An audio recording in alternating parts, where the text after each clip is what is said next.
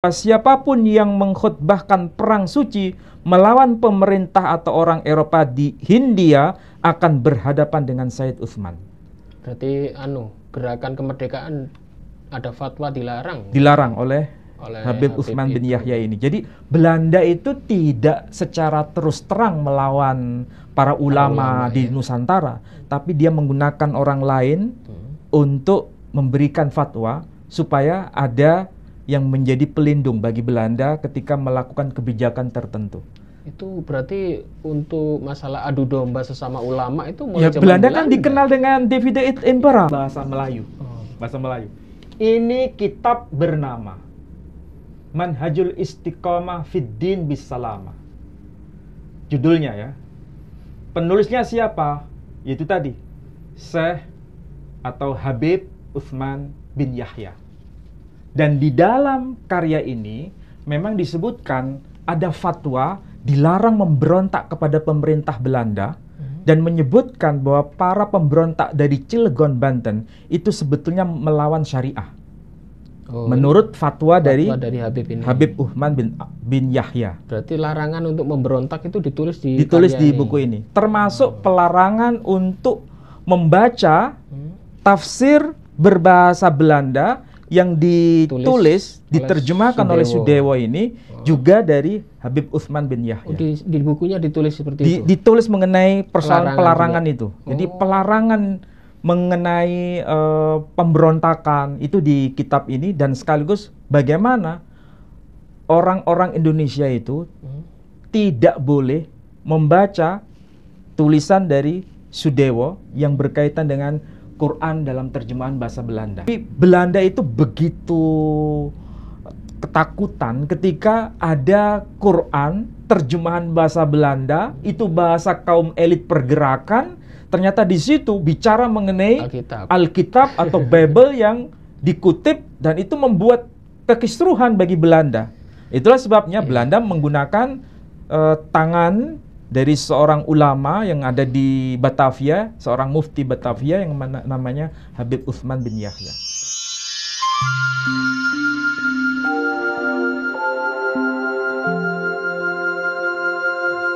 Dulu ya, Al-Quran itu jauh sebelum zaman Belanda itu sudah diterjemahkan dalam beberapa bahasa daerah.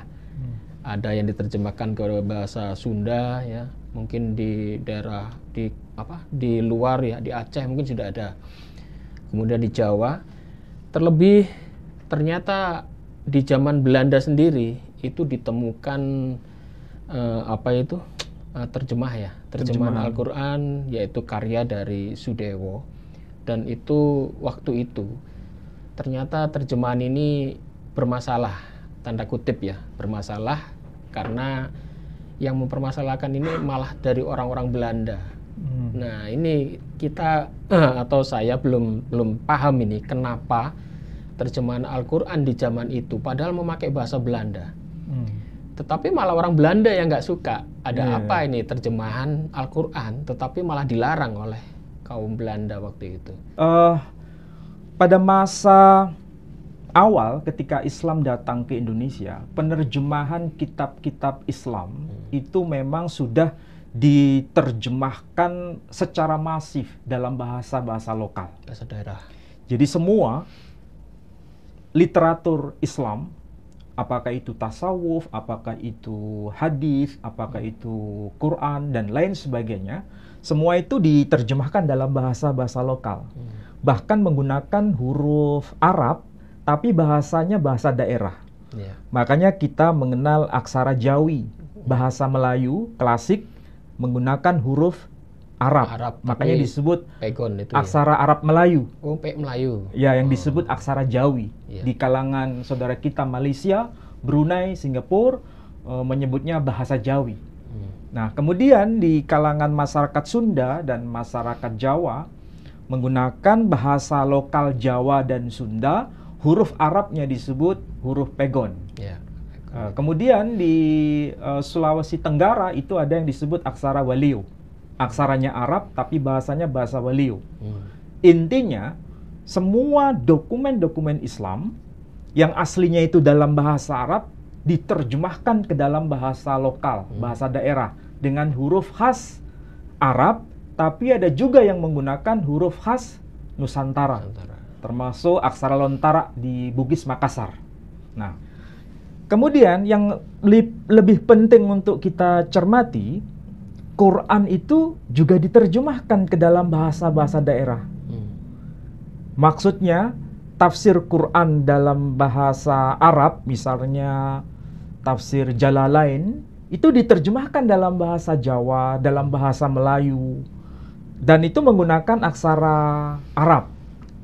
Yang kemudian kita kenal aksara Pegon itu. Salah satunya adalah karya Abdur Rauf Singkel. Yang kebetulan saya bawa. Ini karya dari Syekh Yusuf Al-Makaris, Abdur Rauf Singkel. Karya Abdur Rauf Singkel judulnya Tarjaman Al-Mustafid. Ini kalau dilihat hurufnya itu Arab semua sepertinya ya. Tapi sebenarnya ini adalah bahasa Melayu sama dengan bahasa Indonesia, tapi hurufnya Arab. Yang bagian tengah ini Al-Qur'anul Karim asli bahasa Arabnya. Ini tidak diterbitkan di Indonesia, tidak diterbitkan di Hindia Belanda, tapi diterbitkan di Mesir.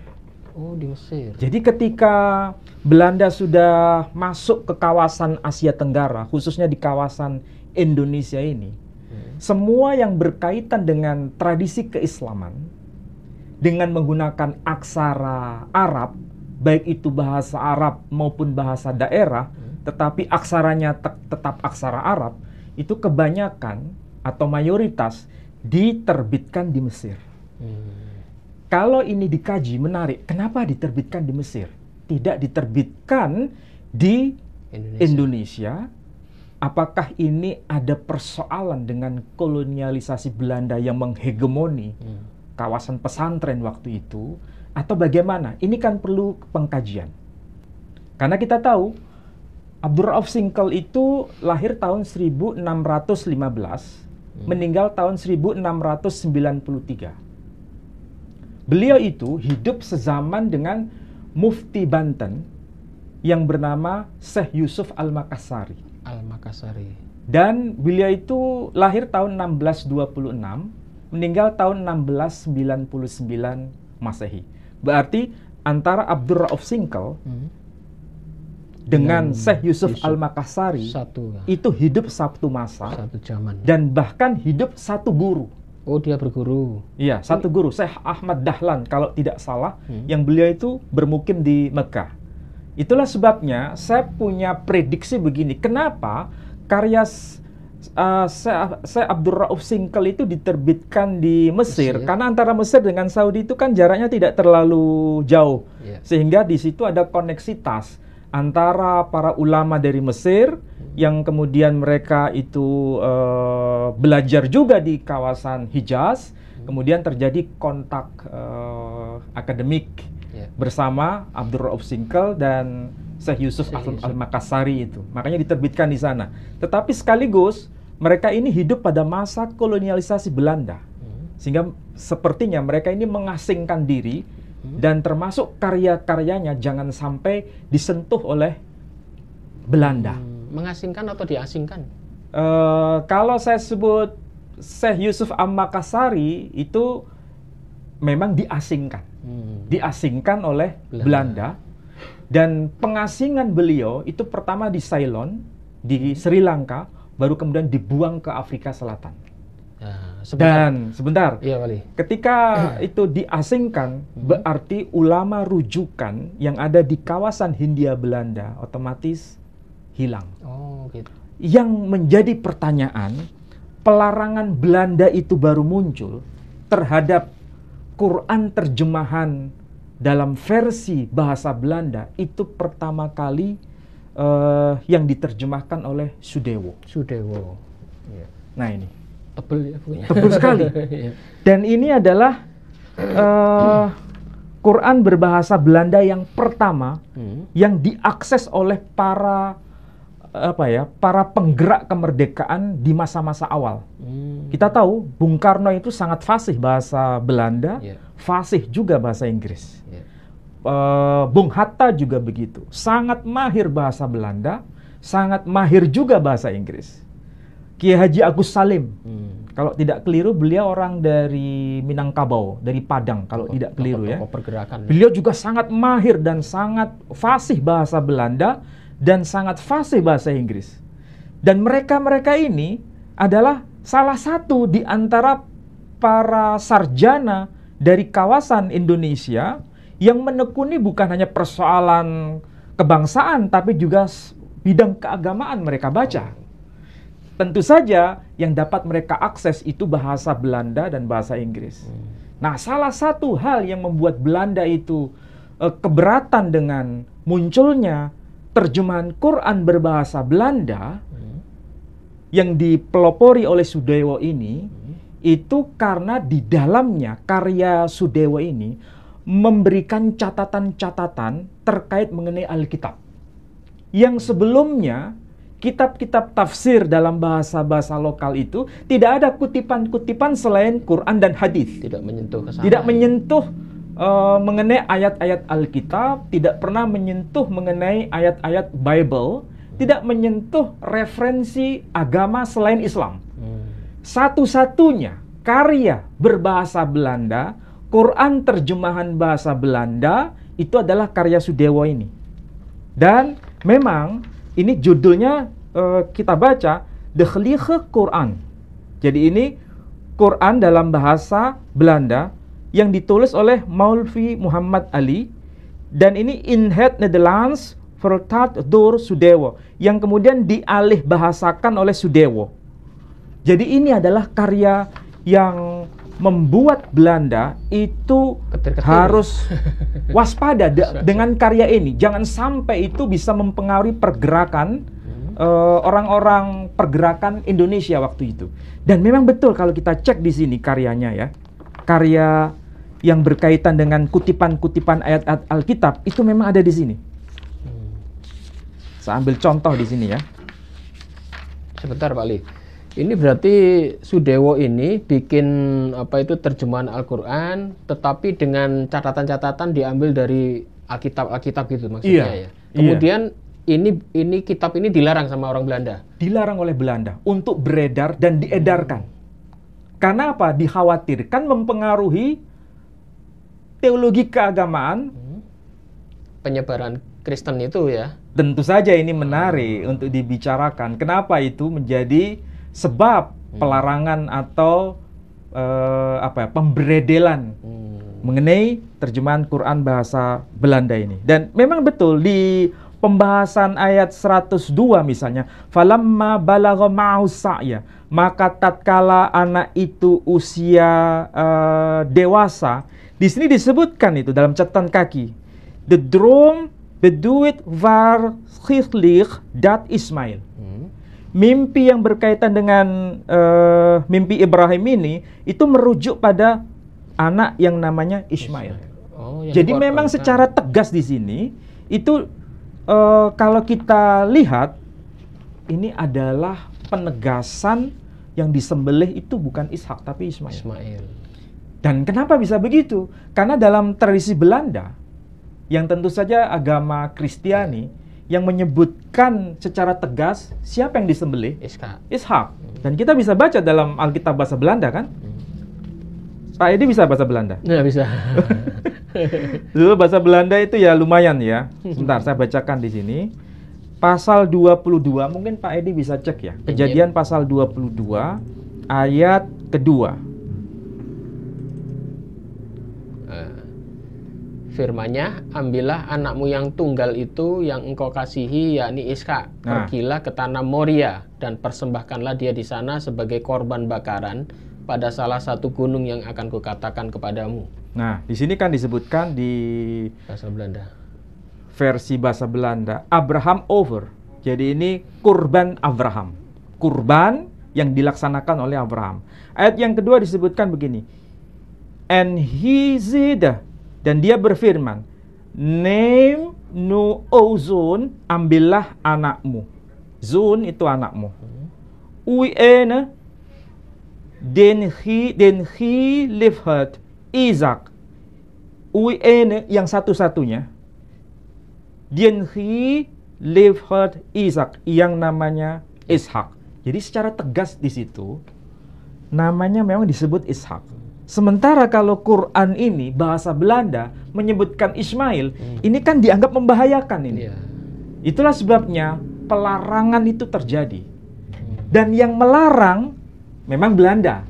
Tapi apakah Belanda langsung melarang untuk penggunaannya dan peredaran dari Quran terjemahan bahasa Belanda ini? Ternyata tidak. Tapi melalui seorang tokoh yang bernama Habib Utsman bin Yahya. Oh, ada Habib. Yang Berarti Habib ini mungkin tokoh Islam waktu itu? Ya, tokoh Islam yang ada di Batavia. Oh, Dia Batavia. mufti Batavia. Dia menulis buku, mungkin bisa ditampilkan Pak Edi.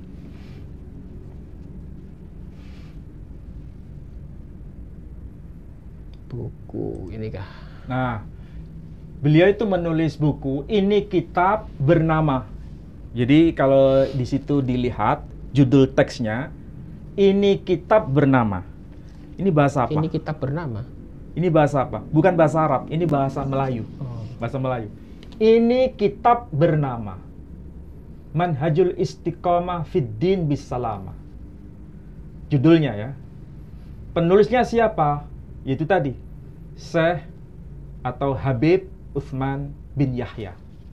Dan di dalam karya ini memang disebutkan ada fatwa dilarang memberontak kepada pemerintah Belanda dan menyebutkan bahwa para pemberontak dari Cilegon, Banten itu sebetulnya melawan syariah. Menurut fatwa dari Habib ini. Habib Utsman bin Yahya. Berarti larangan untuk memberontak itu ditulis di buku ini. Termasuk pelarangan untuk membaca tafsir berbahasa Belanda yang diterjemahkan oleh Sudewo ini juga dari Habib Utsman bin Yahya. Di bukunya ditulis seperti itu? Ditulis mengenai persoalan pelarangan itu. Jadi pelarangan mengenai pemberontakan itu di kitab ini, dan sekaligus bagaimana orang-orang Indonesia itu tidak boleh membaca tulisan dari Sudewo yang berkaitan dengan Quran dalam terjemahan bahasa Belanda. Mungkin orang bertanya, ini Quran terjemahan dari siapa ya? Atau dari kelompok mana? Memang ini adalah Quran dari kalangan Ahmadiyah memang. Ini kalangan Ahmadiyah. Tapi persoalannya, apakah karena Ahmadiyahnya itu yang menyebabkan pelarangan peredaran Quran ini dalam bahasa Belanda? Sepertinya ini adalah alasan yang minor. Alasan yang mayor bukan masalah sektariannya, tapi karena di sini secara tegas yang menyebutkan bahwa yang disembelih itu Ishak dengan menggunakan ayat-ayat Alkitab, itu adalah karya ini. Kutipan-kutipan Alkitab itu yang menyebabkan. Jadi kalau dianggap ini karena berasal dari kalangan Ahmadiyah, nampaknya itu alasan yang minor saja. Kalau menurut saya ya. Tapi alasan mayornya itu karena kutipan ayat Alkitab itu memang banyak di sini. Dan itu tidak dijumpai dalam tulisan tafsir lain. Iya kan? Ini kalau ditulis bahasa Indonesia mungkin menarik ini ya. Ini sudah diterjemahkan dalam bahasa Indonesia juga. Sudah. Tapi yang saya tahu, kenapa ini menjadi karya berbahaya menurut pemerintah Belanda? Karena memang diakses oleh para akademisi, para sarjana, dan mereka itu para penggerak kebangsaan pada masa itu. Termasuk Bung Karno sendiri kan? Iya. Pak Edi pernah baca tulisan yang berjudul Di Bawah Bendera Revolusi. Pernah baca. Ya kan? Iya. Di situ Bung Karno secara terus terang, saya banyak mengenal Islam dengan keislaman yang modernis, menurut beliau, itu dari buku-buku Ahmadiyah. Dia terus terang mengatakan begitu. Meskipun dia bilang, meskipun saya tidak sepakat dengan Hazrat Mirza Ghulam Ahmad. Tetapi dari buku-buku tulisan dari kalangan Ahmadiyah, termasuk Quran terjemahan bahasa Belanda ini, yang menyebabkan Belanda itu mewaspadai Karena mengutip ayat-ayat Alkitab itu. Apalagi pakai bahasa Belanda. Apalagi pakai bahasa Belanda. Bahasa Belanda waktu itu kan bahasanya orang elit ya. Bahasa elit. Bahasa orang-orang pergerakan, orang betul. pendidikan tinggi itu kan rata-rata Belanda semua bahasanya. Karena kita tahu Pak Edi, bahasa para penggerak kebangsaan, orang-orang pergerakan waktu itu, mereka itu kan orang-orang yang sangat kritis terhadap kolonial. Dan mereka aksesnya itu menggunakan buku-buku bahasa Belanda. Dan ternyata kitab tafsir bahasa Belanda yang pertama yang kemudian dilarang oleh Belanda ya dari kalangan Ahmadiyah ini ya. Jadi saya di sini bukan bicara mengenai sektariannya. Saya bicara mengenai kebenaran fakta. Kenapa tafsir bahasa Belanda yang pertama tidak diterima oleh Belanda, tapi justru dilarang oleh Belanda dengan menggunakan fatwa yang dikeluarkan oleh Habib Utsman bin Yahya. Dan itu seorang mufti Belanda. Kenapa dilarang? Apakah karena alasan sektarian? Mungkin ya, tapi kan minor alasan itu. Tapi alasan mayornya adalah yang menjadi pemberatnya itu karena banyak kutipan ayat Alkitab di sini yang tentu saja itu membahayakan bagi pemerintah Belanda dan misionarisasi di Hindia Belanda. Otomatis mengkritisi Alkitab juga. Nah, itulah yang kemudian saya simpulkan bahwa ini Belanda memang bukan hanya persoalan politik yang sedang dimainkan, tapi juga persoalan teologis yang tentu saja ini dianggap ancaman bagi pihak Belanda.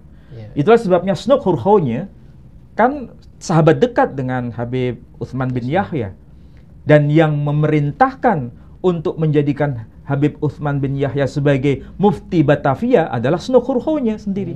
Dan buku ini menarik Pak Edi. Membungkam ulama.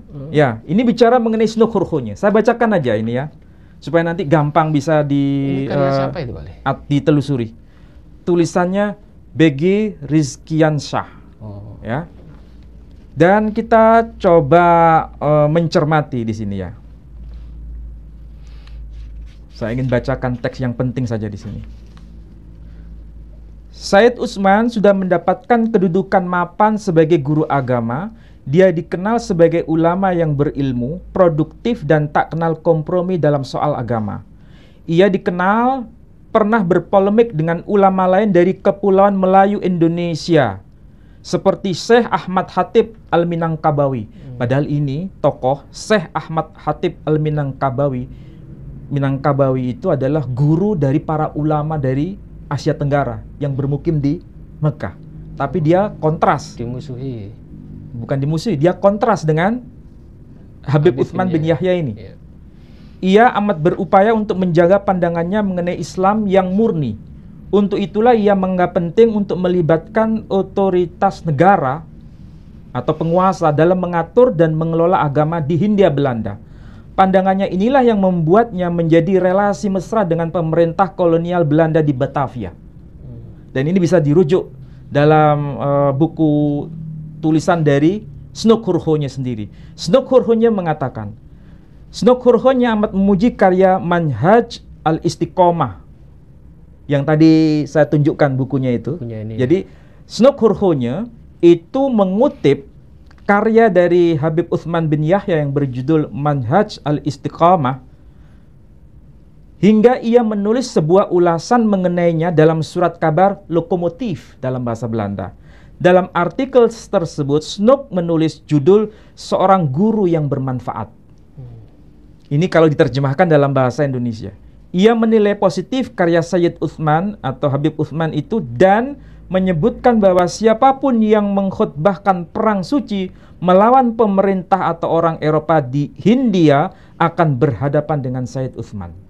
Berarti gerakan kemerdekaan ada fatwa dilarang. Dilarang oleh Habib Utsman bin Yahya ini. Jadi Belanda itu tidak secara terus terang melawan para ulama di Nusantara, tapi dia menggunakan orang lain untuk memberikan fatwa supaya ada yang menjadi pelindung bagi Belanda ketika melakukan kebijakan tertentu. Itu berarti untuk masalah adu domba sesama ulama itu mulai Belanda kan dikenal dengan Divide et Impera. Berarti sesama ulama ya itulah sebabnya kalau kita bisa baca ini kan bisa kelihatan memang Belanda ini sangat begitu mahir dalam persoalan politik dan persoalan teologis. Dan itu diakui. Dan kita harus berterima kasih meskipun banyak orang yang nggak sepakat. Itu Ahmadiyah kan musuh dianggap menyimpang. Iya, ini kan iya. soal sektarian. Iya. Tapi Belanda itu begitu ketakutan ketika ada Quran terjemahan bahasa Belanda, itu bahasa kaum elit pergerakan, ternyata di situ bicara mengenai Alkitab atau Bible yang dikutip, dan itu membuat kekisruhan bagi Belanda. Itulah sebabnya Belanda menggunakan tangan dari seorang ulama yang ada di Batavia, seorang mufti Batavia yang namanya Habib Utsman bin Yahya. Berarti Sudewo ini dengan kata lain waktu itu di zaman itu seorang kristolog ini. Ya tentu saja. Dia menguasai kristologi.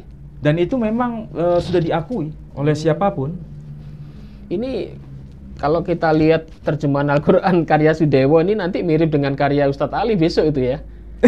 Malah lebih banyak nanti kutipannya. Kalau karya yang akan saya buat itu bukan hanya kutipan dalam versi Alkitab, baik bahasa Suryani yang disebut Peshitta, tapi juga bahasa Ibrani. Tapi juga ada teks-teks Weda dalam bahasa Sanskrit, termasuk kitab Dhammapada Buddha. Buddha, Hindu, Yahudi, Kristen. Ya semua akan saya berikan catatan itu karena ada link dengan ayat-ayat Al-Quran, dan itu saya kira tidak ada masalah. Berarti justru semakin memperkaya perspektif kita. Berarti lebih luas lagi. Lebih luas lagi. Iya. Nah kalau kita baca ini udah diterjemahkan dalam bahasa Indonesia. Judulnya Kitab Suci Al-Quran dengan terjemahan dan tafsir singkat. Ini karya dari Hazrat Mirza Masrur, karya yang direstui oleh Hazrat Mirza Masrur Ahmad, Khalifah dari kalangan Ahmadiyah ya. Khalifah Masih yang kelima. Itu catatan kakinya juga semakin memperkaya apa yang dikatakan oleh Sudewo dalam catatan kaki kitab atau buku tersebut. Saya ambil contoh tadi yang berkaitan dengan itu ya. Memang ini menarik untuk didiskusikan karena berkaitan dengan catatan versi Alkitab itu, Pak Edi. Seandainya tidak merujuk pada catatan versi Alkitab, mungkin tidak ada masalah Belanda. Ya, tapi kalau cuma sektarian aja mungkin Belanda masih acuh ya mungkin. Acuh tak acuh. Tapi kalau sudah menyentuh persoalan politik Belanda dan agama mayoritas Belanda, misi mereka, maka kan? Belanda mulai ikut campur untuk mewaspadai. Nah, saya ambil contoh di sini ya, ayat 112. Ini. Di sini catatan kaki misalnya begini. Kesediaan Ibrahim mengorbankan Ismail telah dilembagakan dalam peraturan Islam tentang kurban dan seterusnya ya. Di sini ada kata-kata begini. Sebagian penganjur Kristen telah gagal dan sia-sia berusaha menunjukkan bahwa karena Ismail diperanakan oleh seorang sahaya perempuan, ia lahir atas perihal manusia secara wajar. Sedang Ishak diperanakan oleh perempuan merdeka. Ia lahir oleh sebab perjanjian. Galatia pasal 4 ayat 22 ayat 23. Hal yang kayak begini itu yang membuat Belanda itu semakin mewaspadai. Karena kalau kita lihat terjemahan Quran versi bahasa Jawa yang huruf Arab Jawa, atau versi bahasa Melayu yang menggunakan huruf Arab Melayu, itu referensinya Islam semua.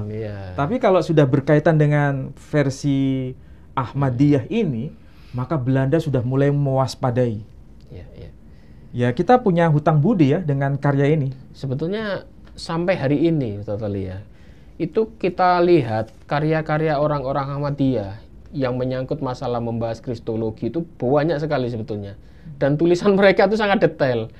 Jadi kalau kita orang awam yang tidak paham ini tulisan siapa, itu dipikir tulisan pakar Islam. Ternyata di bawahnya tertulis karya dari kelompok Ahmadiyah. Jadi kayaknya dimulai dari kristologi Sudewo itu di zaman pemerintah Belanda yang sudah menguasai kristologi, sampai hari ini kelompok Ahmadiyah ini masih konsen. Ya, kalau kita mengetahui penerbitan Quran bahasa Indonesia yang pertama itu tahun 1965. Itu bagian awal, itu pengantarnya itu semua berasal dari catatan kaki saudara kita kaum Ahmadiyah. Oh gitu. Iya. Nanti suatu saat kita bahas. Ya. Betul nggak itu ada sumbangsih? Tapi bukan berarti ini kita bicara sektarian ya Pak Edi. Kalau bicara sektarian ini benar atau salah itu nanti urusan fatwa Majelis Ulama ya. Itu bukan urusan saya. Saya hanya bicara sebagai periset, peneliti bahwa memang kitab tafsir Quran yang pertama yang dilarang oleh Belanda itu memang dari kalangan Ahmadiyah. Tafsir yang dilarang gitu. Iya, karena pertama ditulis dalam bahasanya penguasa Belanda. Coba bahasanya bahasa Belanda, Pak Edi. Apa tidak keberatan orang-orang Belanda itu? Ini kan berbahaya kalau bahasa Belanda dibaca oleh orang-orang Belanda. Itu banyak yang terpengaruh nanti.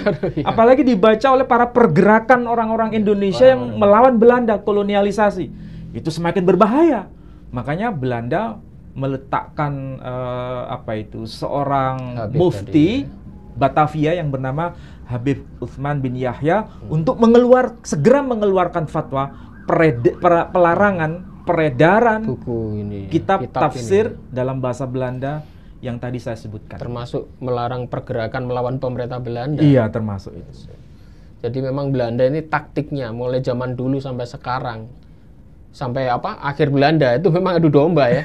Bukan hanya untuk merusak kerajaan-kerajaan kecil-kecil itu, termasuk urusan masalah agama juga. Ya, tokoh-tokohnya juga ya. Masalah agama juga ikut campur. Makanya Nugroho-nya itu orang yang kontroversial kan sebetulnya. Iya. Sampai hari ini namanya kan dikenal Abdurrahman, Syekh Abdurrahman. Pakai nama Syekh itu. Iya. Dan sudah berhaji Pak Edi. Tetapi para ulama kita mengatakan ini tidak bisa disebut ulama. Penyusup dia. Karena dia sebetulnya adalah orang non-muslim tapi membuat kekacauan dalam keislaman itu sendiri. Menyusup istilahnya. Iya. Dan banyak buku-buku yang jadi ditulis bukan orang Indonesia tapi juga orang luar negeri yang mencoba untuk berbicara siapa itu Nugroho-nya. Dan memang ini orang yang mahir bahasa Arab. Iya. Berarti mereka itu para misionaris ya. Itu tidak tanggung-tanggung kalau belajar. Oh, nggak tanggung-tanggung. Jadi kalau terjun langsung ke dalam. Kalau Nugroho-nya demi kolonialisasi di Nusantara ini, maka Aceh itu jebol kan gara-gara Nugroho-nya. Gitu ya. Kalau seandainya tidak ada Nugroho-nya, Aceh itu tidak mungkin bisa ditaklukkan sama Belanda. Jadi dua bangsa besar di kawasan Asia Tenggara ini yang jebol ya, yang bisa ditaklukkan itu gara-gara Nugroho-nya. Pertama, Jawa waktu itu kan perang melawan Belanda itu luar biasa di bawah pimpinan Pangeran Diponegoro. Ya kan? Dan itu dilumpuhkan setelah Nugroho-nya ikut campur. Dilumpuhkan. Dan itu perang selama 5 tahun. Dan Pangeran Diponegoro dibuang sampai ke Manado. Dan kemudian dibuang ke Makassar dan wafat di Makassar. Semua ulama diboyong ke sana semua. Nah, kemudian yang prajurit-prajurit kelas bawah itu menyebar. Penyebaran itu ada tanda. Tandanya adalah setiap rumah harus ada namanya pohon sawu. Itu tandanya bahwa ini adalah pasukan dari Pangeran Diponegoro. Ya. Dan saya kemarin penelitian di kawasan Blitar bahwa semua prajurit Pangeran Diponegoro yang menyebar di semua kawasan di wilayah Jawa ini mesti tandanya di depan rumah ada wit sawu. Ada tanaman sawu. Ada tanaman sawu. Itu sebagai bukti bahwa itu adalah bagian dari prajurit Pangeran Diponegoro. Mereka itu punya anggapan sederhana Pak Edi. Pangeran Diponegoro bukan dibuang, tapi dihajikan oleh Belanda. Jadi mereka menunggu kedatangan itu, tapi nggak datang-datang. Oh gitu. Akhirnya apa? Mereka mewariskan tradisi yang namanya membaca Serat Ambio. Serat Ambia. Tahu apa isinya Serat Ambia? Itu cerita para nabi dan perjuangan para nabi. Itu dibaca dalam bentuk macopatan. Dan kemarin saya riset di wilayah Blitar. Bahasa memang Jawa betul. gitu. Bahasa Jawa. Itu dibacakan mulai dari habis Isya sampai mau subuh. Dibaca semua itu. Itu hari tertentu atau gimana? Kalau tradisi yang sekarang itu pada momen-momen tertentu. Tapi kalau dulu itu dibaca setiap setiap pekan itu. Setiap minggu. Setiap pekan. Ya entah hari Kamis atau hari istimewa. Biasanya ada hari-hari tertentu. Ya. Dan begitulah ketika ulama-ulama diasingkan, diboyong sampai ke Manado, meninggal wafat di sana. Di sini sudah nggak ada ulama-ulama lagi yang otoritatif, hanya ulama kelas bawah dan menyebar, terpecah-pecah. Gitu ya. Belanda mulai masuk dengan keputusan-keputusan melalui fatwa. Dari siapa? Habib Utsman bin Yahya. Nah, di Aceh juga begitu. Aceh hancur melalui fatwa-fatwa begitu. Makanya tadi seperti Syekh Yusuf tadi dibuang ke Afrika. Dibuang sampai ke Afrika. Dibuang sampai ke Afrika. Sampai meninggal di sana. Iya. Bahkan menciptakan buku pun dicetak di Mesir akhirnya. Iya, betul. Iya. Jadi kita belajar banyak mengenai sejarah kita. Bagaimana kalau sebuah bahasa itu dianggap berbahaya, ya bahasa Belanda waktu itu. Iya. Maka kalau tafsir berbahasa Belanda dan itu sudah mulai bicara mengenai Alkitab, mau tidak mau Belanda harus ikut memberangusnya. Itu dengan cara dilarang. Snoeck-Horgolnya tuh menciptakan buku kamus itu ya? Snoeck-Horgolnya tidak membuat buku yang berupa kamus. Apa itu? Dia membuat keputusan-keputusan kebijaksanaan dalam bentuk fatwa-fatwa keputusan Belanda maksudnya ya. Dan itu ditulis dalam bahasa Belanda. Dan itu juga dicantumkan dalam surat kabar namanya lokomotif dalam bahasa Belanda di Netherlands Belanda. Karena dia sudah menguasai Al-Quran, menguasai Pak Edi, bukan hanya menguasai bahasa Belanda, menguasai bahasa Arab. Jadi dia bisa memecah belah dari dalam. Iya. Kemudian membenturkan antara ulama Indonesia sendiri. Iya. Kemudian dia memakai Habib untuk mengeluarkan fatwanya. Wah, lihai dia ya. Itulah sebabnya kita harus paham sejarah. Supaya kita belajar dari sejarah, kita bisa merawat kebangsaan kita ini ke masa depan, supaya kita bisa tahu langkah apa yang terbaik untuk kita lakukan. Masya Allah, ya. Baiklah, saudara-saudaraku sekalian, menarik ya. Di sini kita sudah membahas panjang lebar soal sejarah pergerakan, soal sejarah diusirnya para ulama-ulama Nusantara. Kemudian termasuk bicara Ismail iya, masalah Ismail nanti sebentar lagi kita peringati Hari Raya Idul Adha besok tanggal 16 atau 17 ya. Iya. Dan pada kajian malam hari ini semoga Anda bisa menarik kesimpulan. Kita tidak mendiskreditkan ulama satu dengan yang lain ya. Ini murni sejarah. Dan ini ada buku-bukunya, ada kitabnya, dan Ustadz Ali juga tidak hanya ngarang-ngarang, tetapi berdasarkan kitab atau buku-buku yang ada. Dan ini fakta, dan sejarah itu seperti itu. Kita tidak bisa menutupi atau menghilangkan, karena itu sudah tertulis di sejarah. Ya. Dan untuk pembangunan YPM atau HIT dan program Jawa Timur, kita masih konsentrasi menyelesaikan masjid yang belum jadi-jadi ya.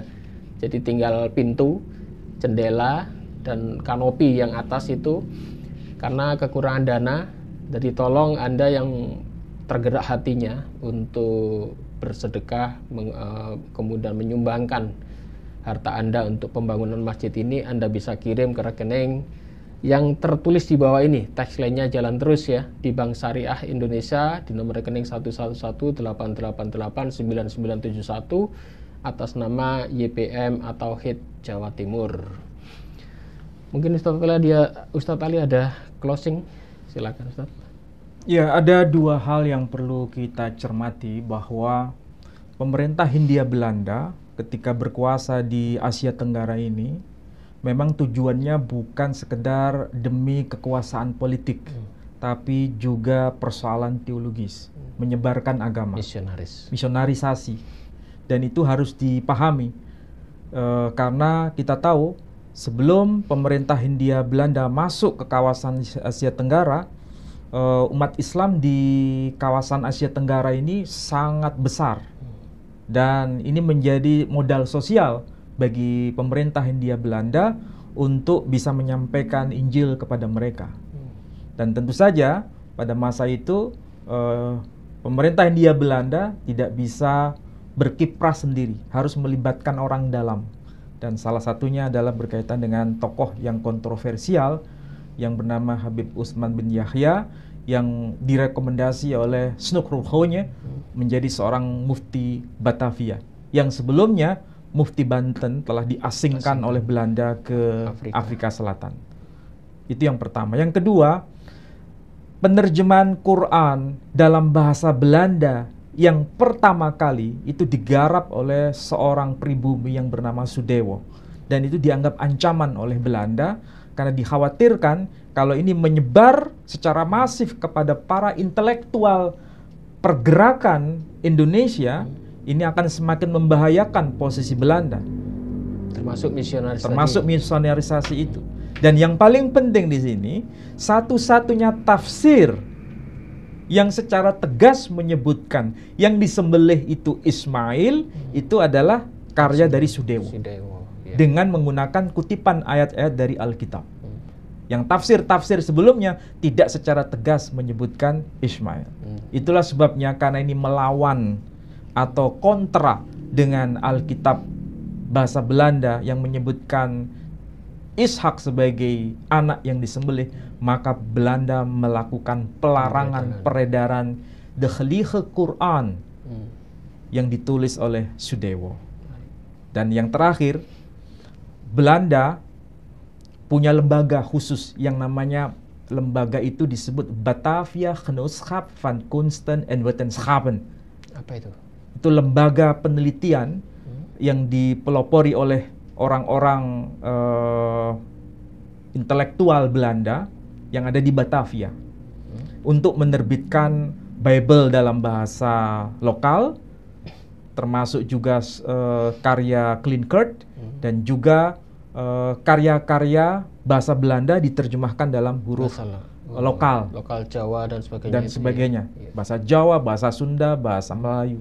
Tetapi karya ulama-ulama kita tidak difasilitasi untuk penerbitan di Batavia, Genootschap van Kunsten en Wetenschappen, justru mereka menerbitkannya sampai ke wilayah Mesir. Apakah itu salah satu strategi supaya keilmuan Islam tidak bisa berkembang pada masa Hindia Belanda? Itulah jawabannya. Ya, Masya Allah. Jadi begitu ya, kajian kita memang sangat menarik pada malam hari ini. Dan tolong Anda pahami, kalau belum paham Anda putar berkali-kali, kalau perlu dicatat ya. Karena ini ilmu, dan insya Allah ilmu ini belum banyak yang membahasnya. Demikian apa yang sudah kami paparkan pada malam hari ini, semoga ada manfaatnya. Dan kami mohon maaf jika ada salah kata. Wabillahi taufiq wal hidayah. Wassalamualaikum warahmatullahi wabarakatuh. Waalaikumsalam warahmatullahi wabarakatuh.